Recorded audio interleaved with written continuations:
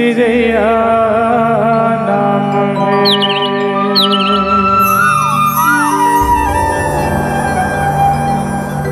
मोर छत्तीसगढ़ के भैया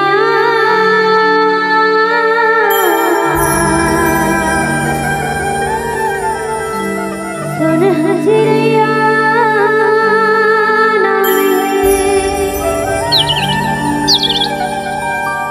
जी हाँ बसे गुरु घासीदास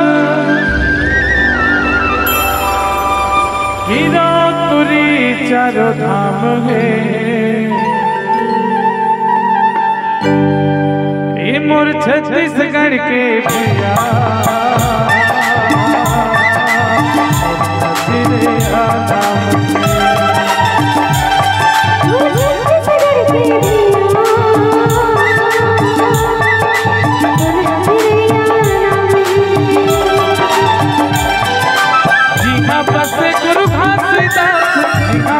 गुरु घासीदास हीरापुरी चारों धाम है।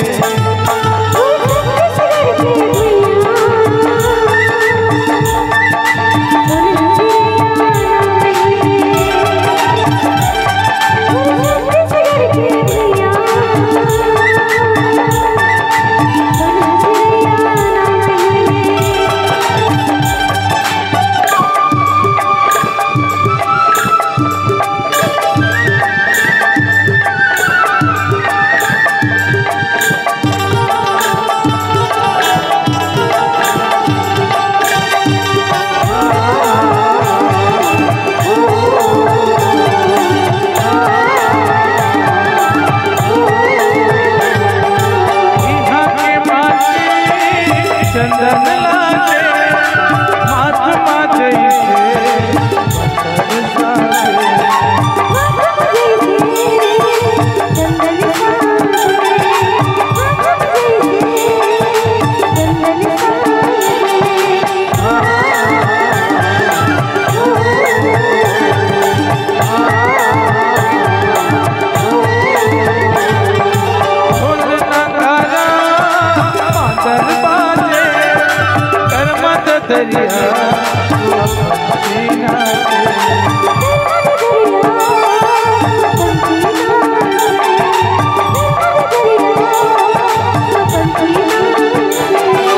छत्तीसगढ़ के अलग चिन्ह, छत्तीसगढ़ के अलग चिन्ह, ये गुरु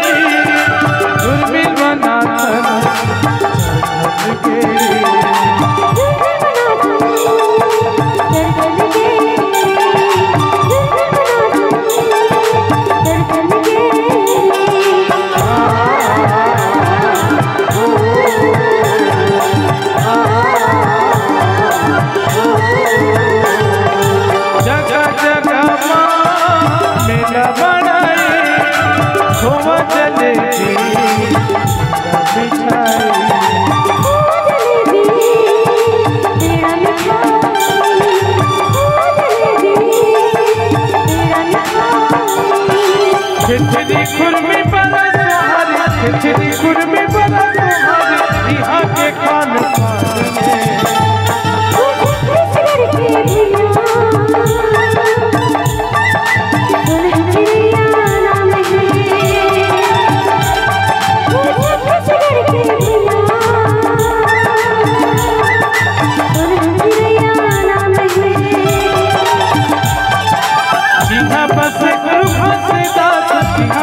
गुरु घासीदास हीरापुरी चारों धाम है।